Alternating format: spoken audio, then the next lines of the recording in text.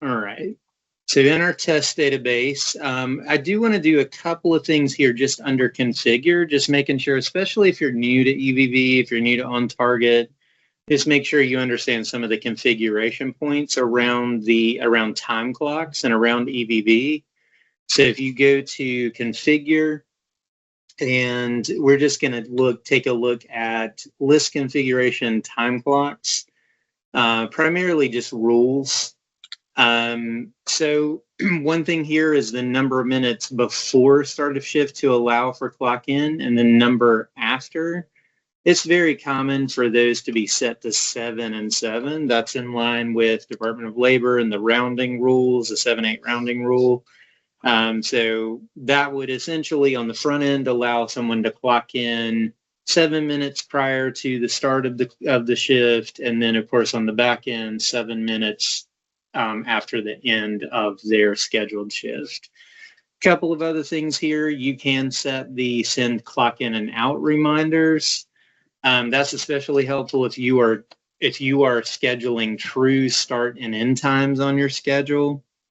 You can also have send supervisor task. I would caution in using these. These are great features, but just be aware that you certainly don't want to be inundated with a lot of tasks, and you may not want your staff to be inundated with tasks as well. So just use that, just use your best judgment if you're not using that already, but just kind of think through if that's something that would be helpful. Those are sent via task.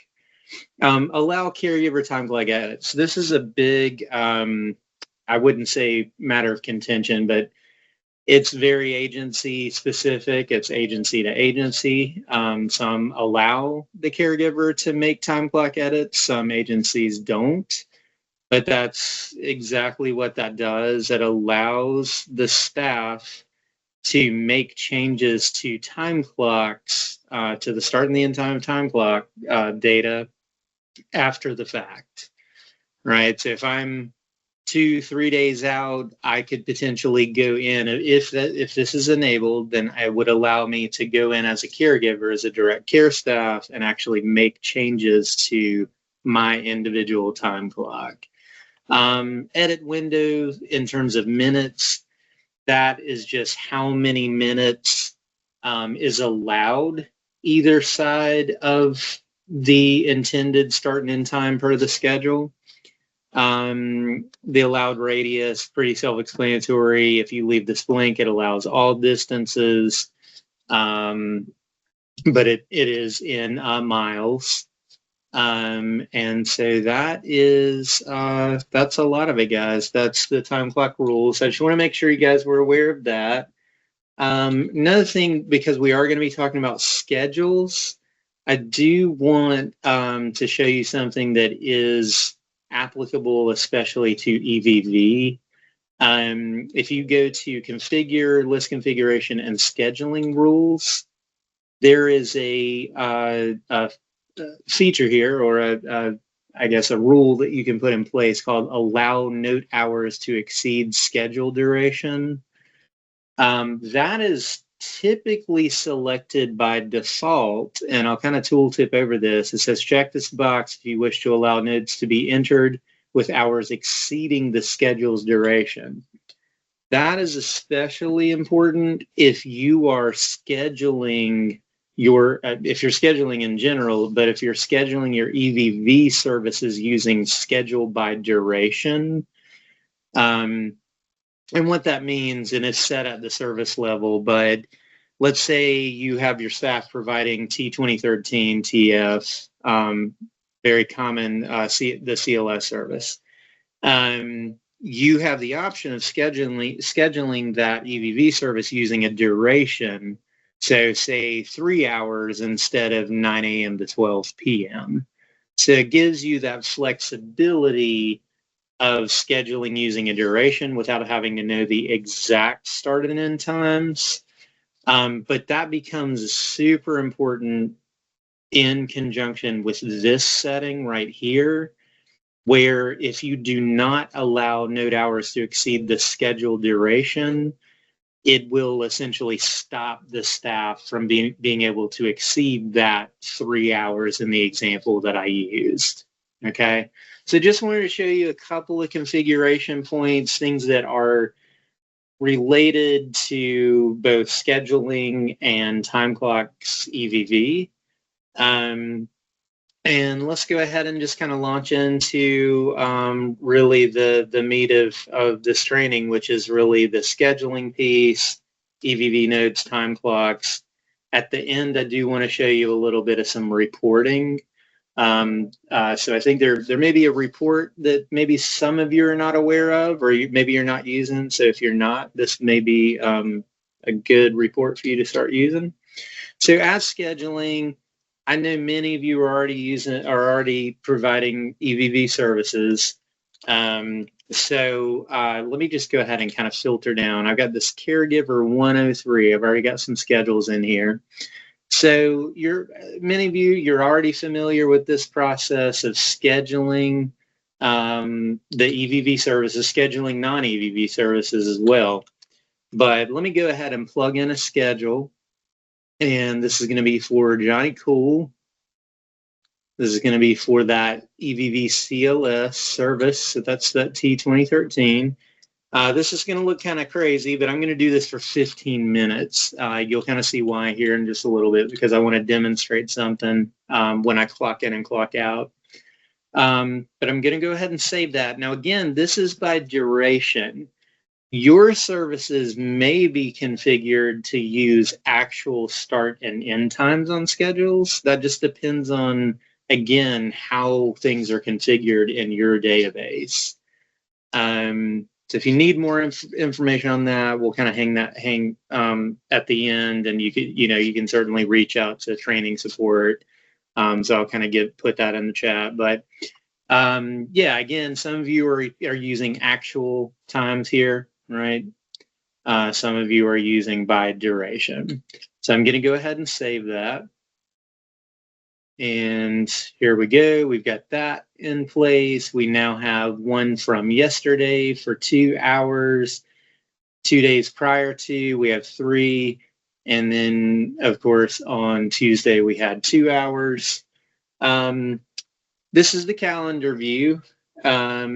You also have recurrence. Again, this is just more of a scheduling function. If you're not as familiar with schedules and using scheduling, if you're really kind of new to OnTarget scheduling, you do have the ability to use a recurrence feature. So again, if you said, I need to schedule some more time for Johnny Cool, I'm going to do some more, some more CLS. And let's say that that's a duration of 1 hour, and maybe that is starting for the month of April, right? But then I want to schedule that out. Maybe it's a regular repeating schedule that one of your staff is working. You have the ability to click on recurrence. It's going to go automatically to the end of the off period. Usually that's the suggestion, to go ahead and schedule by the end of the off period. But if you just wanted to schedule, let's say this individual did 1 hour Monday through Friday, right? And I wanted to schedule that for the month of April. I could do that right here on the calendar view, hit save, and that would be my schedule recurrence. I won't dig too deeply into this. There is also bulk edit. So if you have a caregiver change, or you need to delete schedules, maybe you have a change in the service, maybe you have a change in the number of hours that are being provided per day, this is where you would go and actually bulk edit. I would just suggest, I will also put the knowledge base link when I send this video, when I send this recording out, we'll put the knowledge base link. And if you want to get some more detail on this, if you haven't used bulk edit delete before, we're just not going to go into a lot of detail. We don't have a lot of time to do that today. But just know that feature is there, and that will allow you to do exactly what it says, bulk edit or delete schedules in OnTarget. Other features here, again, are like missed shifts. That is another very good feature. I would certainly suggest if you need to learn some more about that, the knowledge base is going to be a great thing to check on that. This is where you can, again, say, you know, today the client was sick. That was a missed shift. I'm going to hit save. And the great thing about that is that we'll mark that as a missed shift in the system, number one, and it also frees those units up. So they're no longer being encumbered. It frees the units up. The utilization report is going to be clean. And so that goes kind of back into the bucket for time to use, especially if it's a week-to-week sort of thing. Really important filters I want to show you here, guys. Again, I know a lot of you are already super familiar with this. You likely been using OnTarget for a long time, but if you're new, this is very important. The show note created filter, I'm sure very familiar with this already, but I just want to just kind of revisit this. Show note created. When I click that, I can see, oh yeah, this staff member, right, employee 103, they created their note for Wednesday. So that's a great way. It's a great way for you to see this on a global level. And it's also a great way for your staff to be able to keep up with, okay, where have I created notes and where have I not created notes? Where have I clocked in? Where have I not clocked in yet? Show note not created would be the inverse of that. So here we go. We've got a schedule link for Tuesday where I have not created a note. And again, you can kind of see that's where that would be. Yesterday, again, I did not create a note, and then here's that scheduled event that I just created today.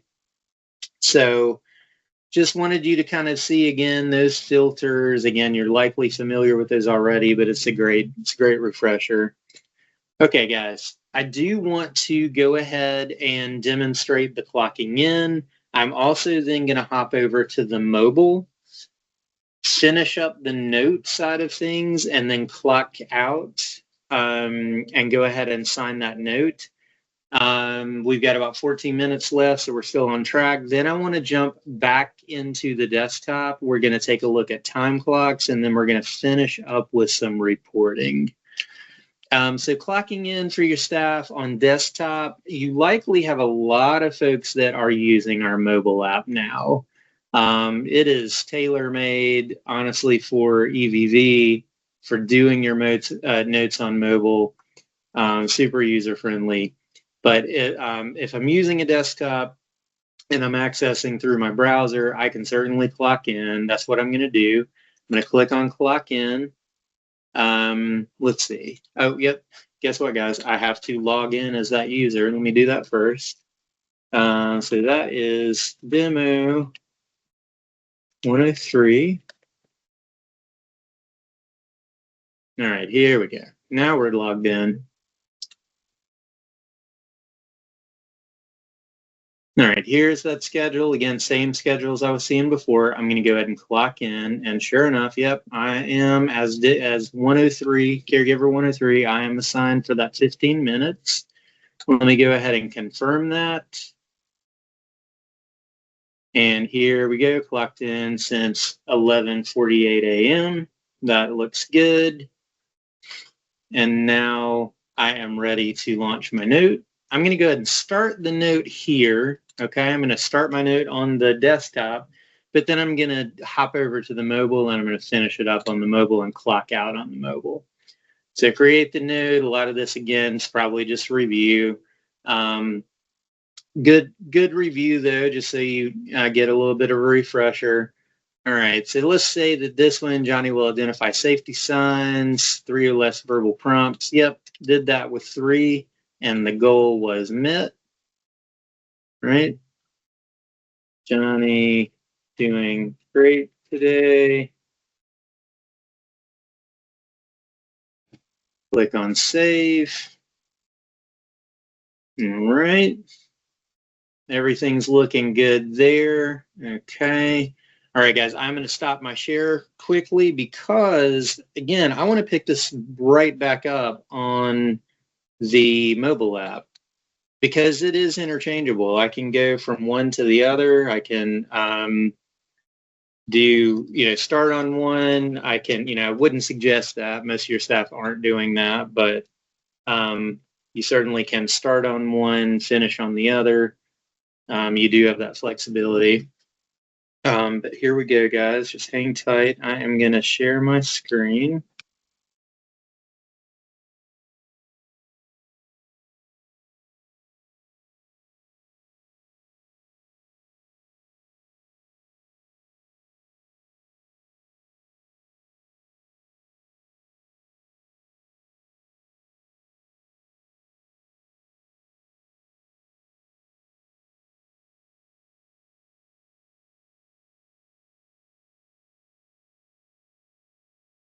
All right, guys, should see my screen now. So let me go ahead and get logged in. Click on login, and here we go. All right, there's that note that I started, and there's my clock in time. Clocked in as of 11:48. All right. And I am going to do a little quick adjustment here because, again, I told you there was a reason why I did that 15 minutes. That's a billable unit, so hang tight. I am going to make a quick adjustment.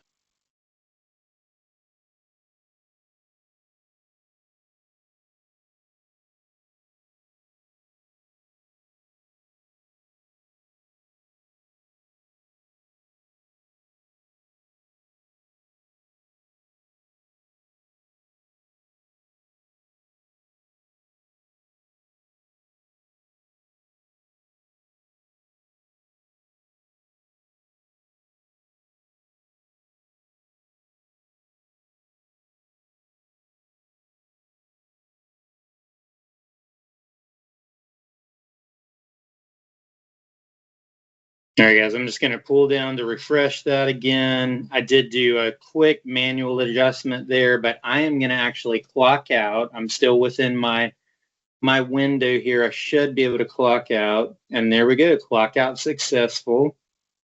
And there we go. I've fully clocked in. So again, if you're doing this on one platform, that's the more common thing to do, right? But I'm trying to kind of show you both platforms within a 30-minute period. But certainly you would clock in, you would complete your shift, you would clock out. And then, of course, let me just kind of go through this very quickly. There's that first goal I completed. It is showing me that because of that green check mark. Let me go ahead and say, yep, this one was done independently. The goal was met. Great. Let me go ahead and complete this. I do have a couple of additional fields. I did not do an adjustment. There was not an incident report completed. I'm going to go ahead and save. And then I do want to confirm my time. And there you go. I've got my clock in time. I have my exact clock out time, which was 11:51. I'm ready to sign this thing. All right. Go ahead and sign it. And there we go.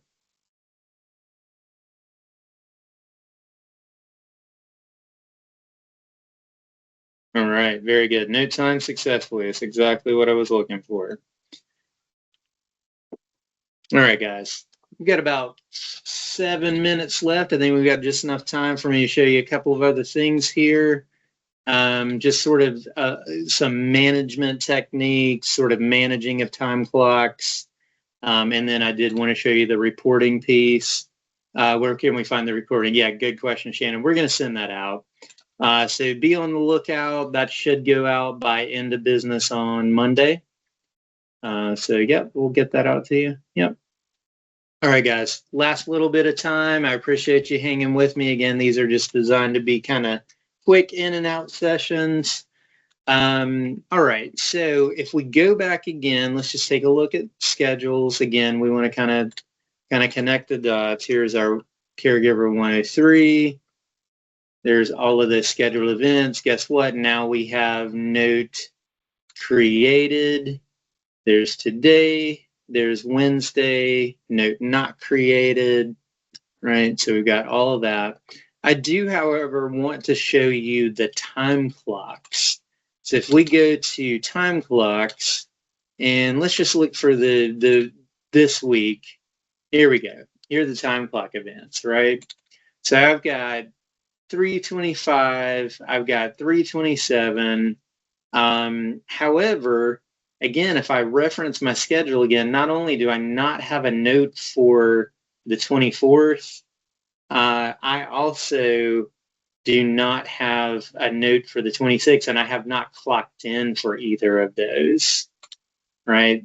25th or the 26th.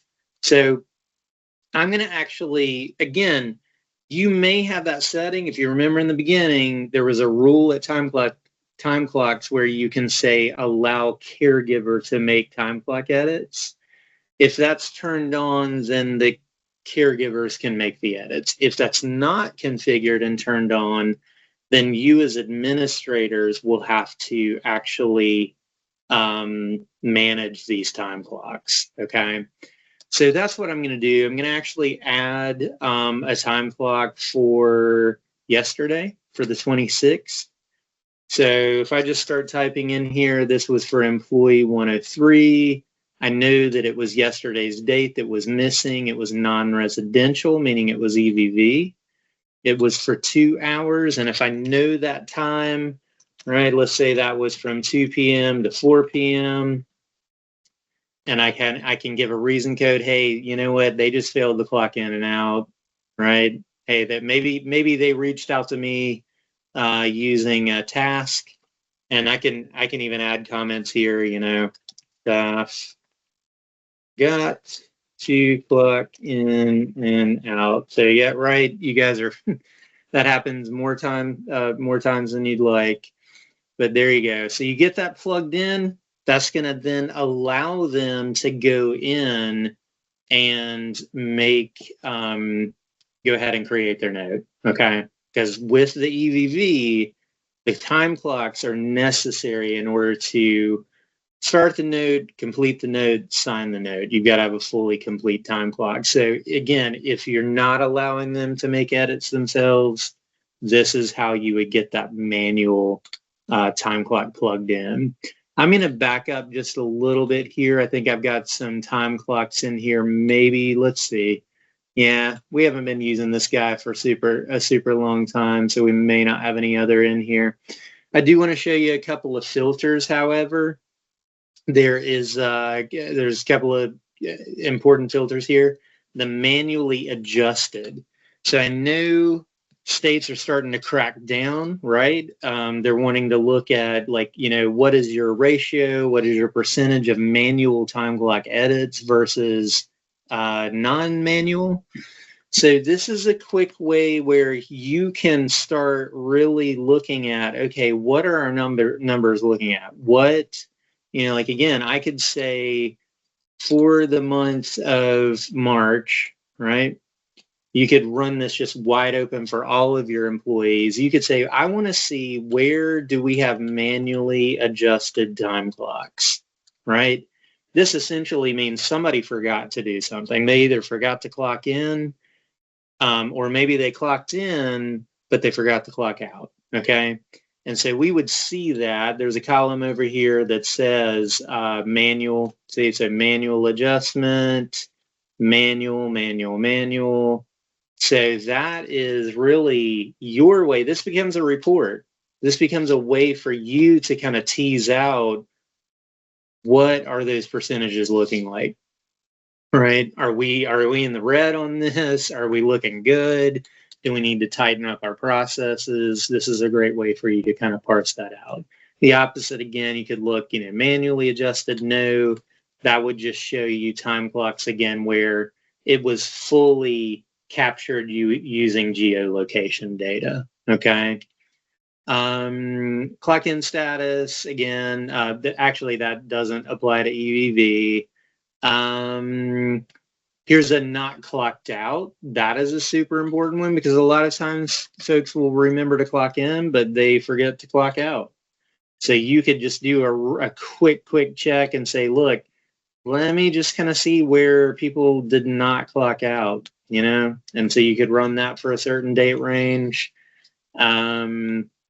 The in-range clock in, that is another super important one. So if you do have certain constraints on your EVV clock in terms of miles, and you're really wanting to tighten that up and say, look, we need this to be within 5 miles, 10-mile radius of the address, that's what you would be looking at right there. You could actually say, hey, was this actually captured within range or not?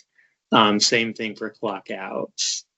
I'm going to take a look at the Q&A here at the very, very end, but I do want to show you, if you'll hang on just for one more minute, there is another report, guys, that is a comprehensive report, and it's called the Note Schedule Comparison EVV report. If you go to reports and billing, you should see it there under billing, Note Schedule Comparison EVV. So if I were to run this, I'm just going to run this wide open for the last 3 months. I'm going to run it just for EVV. And so if I run this report, it's going to look blank at first, but what you do is you click on CSV. So you're going to take that to Excel. And just hang tight here. We don't have a ton of data here, but hey, that's good. And here you go. If I open this up, what's so unique about this report is it's showing me all 3 major component data points that are required for EVV. It's showing me schedule data, it's showing me time clock data, and note data, all in one comprehensive report.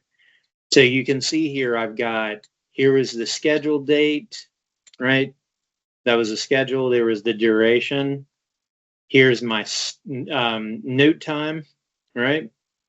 And then if I scroll right over here, I can also see my time clock time. And you can hide these fields, right? If you're familiar with filtering and hiding columns in Excel. And then we also do give actual latitude, longitude. So it's a super important report. I would say it's kind of one of those 30,000 foot reports because, again, you're seeing all of the data pieces and you can see where you've got gaps in your data. So you can say, look, you know, I have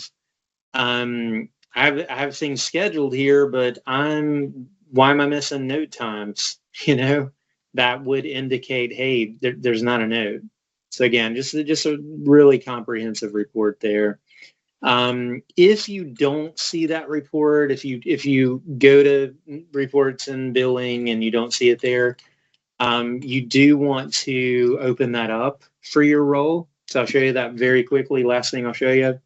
If you go to configure security, configure roles, and let's go to our security admin role. And we're going to go to the reports tab. And again, we're just going to scroll down. It's alphabetical, so we should see the Note Schedule Comparison EVV. You want to make sure that at least the first checkbox is checked. That's what allows you to run the report. So when you select that and hit save, that report should then show up in your drop-down right here, okay?